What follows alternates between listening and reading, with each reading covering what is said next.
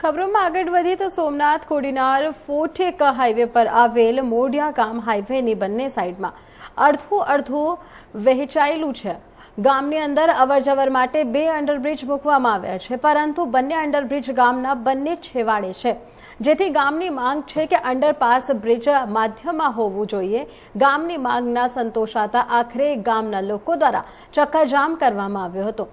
ગામના લોકોનું કહેવું છે કે ગત ચૂંટણીની આ અંડરપાસ બાબતે આખા ગામે મતદાનનો બહિષ્કાર કરવાનો નિર્ણય કરેલ, ત્યારે સ્થાનિક મામલતદાર અને નેશનલ હાઈવે ઓથોરિટીના અધિકારીઓ સાથે ચર્ચા કરાઈ હતી।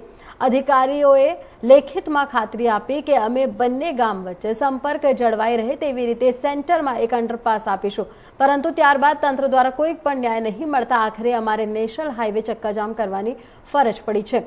તો આ આંદોલનમાં કોંગ્રેસ પક્ષ દ્વારા ગામ મોડિયાને સમર્થન આપ્યું છે અને સ્થાનિકોનું કહેવું છે કે જો સેન્ટરમાં અંડરપાસ નહીં અપાય તો મચરડિયા ગામના બે ભાગ પડી શકે છે। જો સત્વરે તંત્ર દ્વારા ગામને ન્યાય નહીં અપાય તો આ પ્રથમ ચરણમાં અમે નેશનલ હાઈવે ચક્કાજામ કર્યો છે અને આવતા સમયમાં ઉગ્ર આંદોલન પણ શરૂ કરવામાં આવશે।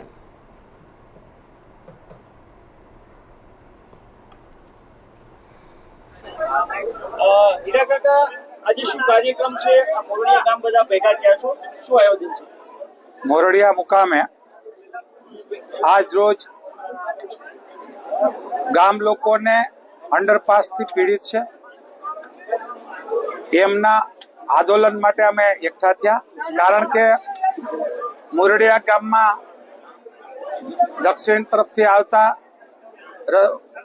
અંડરપાસ છે, ઉત્તર તરફથી આવતા પણ છે, પણ ગામની મધ્યમાં જે એક અંડરપાસ હોવો જોઈએ, જેના લીધે ગામ અકબંધ રહે, એ એમની ખરી અને સાચી માગણી છે। એમ નહીં કરે તો ભવિષ્યમાં પૂર્વ મોરડિયા ગ્રામ પંચાયત ને પશ્ચિમ મોરડિયા ગ્રામ પંચાયત નો એને ઠરાવ કરવો પડશે, એવી સ્થિતિ અમે નજરે જોયું તો લાગ્યું એમની માગણી વ્યાજબી છે। એટલે એમના કોન્ટ્રાક્ટર કોઈ કડથિયા છે, એમણે કન્સલ્ટન્સી મારફત આ કરાવડાવવું જોઈએ। એમણે પીડીને મોકલે, પીડી આરઓને મોકલે અને ત્યાં સેન્ટરમાં માત્ર 2 દિવસનું જ કામ છે, એટલે અહીંયાથી જે કોન્ટ્રાક્ટર કડથિયા, હિતેશ કડથિયા અને મનોજ કડથિયા, એમને મારી વિનંતી છે કે કિન્નાખોરી ન રાખે અને કોઈને કામમાં ભાગીદારીની વાત કરીને પોલીસનો ખોટી રીતે બંદોબસ્ત મેળવીને ગામને દબાવીને અત્યાચાર કરાવીને અંડરપાસ ના આપવાની જે ખેવના એમના મગજમાં છે એ કાઢી નાખે।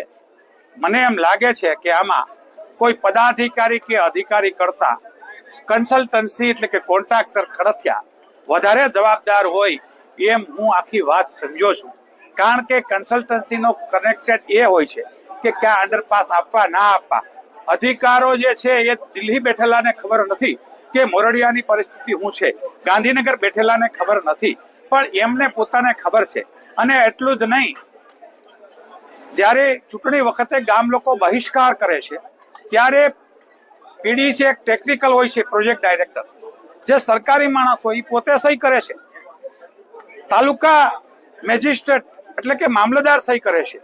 એનો મતલબ કે આ એની માગણી વ્યાજબી હતી એટલે તાલુકા મેજિસ્ટ્રેટ મામલતદાર સહી કરી દે છે, અરે એના પ્રોજેક્ટ ડાયરેક્ટર સહી કરી દે કે અમે આ કરી દેવું, અને અચાનક સિટિંગ કરાવી લે છે કોન્ટ્રાક્ટર, એ દુઃખદ વાત છે।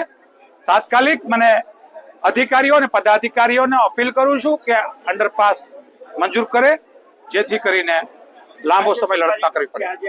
આજે એના અનુસંધાને અમે ચક્કાજામનો કાર્યક્રમ આપ્યો છે, ચક્કાજામ કરશું અને આજથી આ લડાઈના શ્રી ગણેશ કરીએ છીએ।